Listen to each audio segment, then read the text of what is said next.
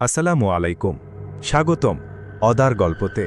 আপনি যদি ভয় পেতে ভালোবাসেন তাহলে আপনার জন্য এই ভিডিওটা। আর যদি আমাদের চ্যানেলে নতুন হয়ে থাকেন এক্ষুনি সাবস্ক্রাইব করে রাখুন, কারণ প্রতিনিয়ত আমাদের এই চ্যানেলে এরকম ভয়ানক ভিডিও আসে। তো বেশি দেরি না করে গল্প শুরু করা যাক। ঘটনাটি ঘটেছিল দোহার থানার চরজয়াপাড়া নামক গ্রামের এসপি বাড়ির সামনের সেই রাস্তায়, যেখানে একটা কালভার্ট আছে আর তার ঠিক পাশেই আছে বড় একটা ঝোপ। যেই জায়গার আরও একটি ঘটনা আমি এর আগেও সবার সাথে শেয়ার করেছি। এখন আমি সেই জায়গার আরও একটি ভয়ঙ্কর ঘটনা সম্পর্কে তুলে ধরছি। এই ঘটনাটি ঘটেছিল আজ থেকে প্রায় 7-8 বছর আগে। একদিন এক রিকশাওয়ালা রাতে এক প্যাসেঞ্জারকে নিয়ে সেই রাস্তা দিয়ে আসছিল। রাত তখন প্রায় আনুমানিক 11টা কি 11:30টার মতন হবে। আমরা জানি যে গ্রামে 9টা-10টার দিকেই প্রায় বেশিরভাগ মানুষ ঘুমিয়ে পড়ে, তাই সেই সময়টায় সেখানে একেবারেই জনমানবহীন ছিল। তারা দুজনেই সে রাস্তা ধরে যাচ্ছে। এমন সময় তারা কিছুটা দূর থেকে হঠাৎ সাদা কিছু একটা লক্ষ্য করে। তারা যখন সেই কালভার্টের কাছাকাছি জায়গায় গেল, তখন তারা দেখল যে কালভার্টের উপর সাদা কাপড় পরা একটা লাশ শুয়ে আছে।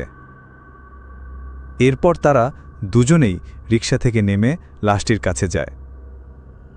তারা দুজনেই অবাক হয়ে গেল যে এত রাতে এইখানে একটা লাশকে রেখে গেল। লোকটি রিকশাওয়ালাকে বলল, হয়তো কেউ লাশটিকে এখানে ফেলে রেখে গেছে, চল আমরা লাশটিকে নিয়ে দাফনের ব্যবস্থা করি।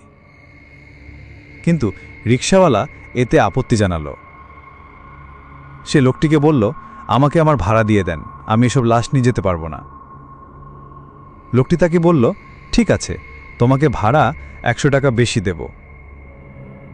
এ কথা শুনে রিকশাওয়ালা লাশটি নিতে রাজি হয়, তবে রিকশাওয়ালা লোকটিকে শর্ত দেয় যে লাশটি আপনাকেই তুলতে হবে।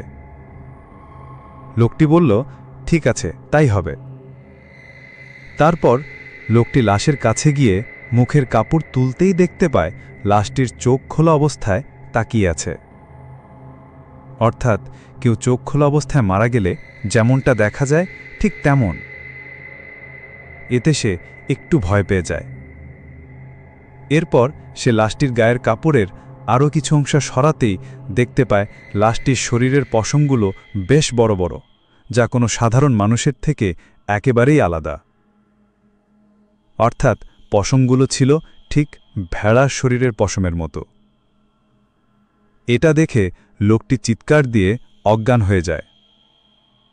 আর সেই রিকশাওয়ালা এক চিৎকার দিয়ে সেখান থেকে দৌড়ে চলে যায় আর একবারই সামনে গিয়ে পড়ে।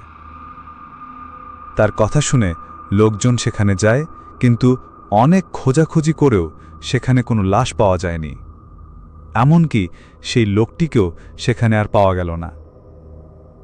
পরদিন সকালে সেই কালভার্টের নিচে সেই লোকটির লাশ পাওয়া যায় কাদায় অর্ধেক গাড়া অবস্থায়। আর আপনার সাথে যদি এরকম কোনো ঘটনা ঘটে থাকে অবশ্যই আমাদেরকে ইনবক্স করে পাঠাবেন। গল্পটা যদি আপনার ভালো লাগে লাইক, কমেন্ট এবং শেয়ার করতে ভুলবেন না। আর আমাদের ফেসবুক পেজে ফলো দিয়ে রাখবেন।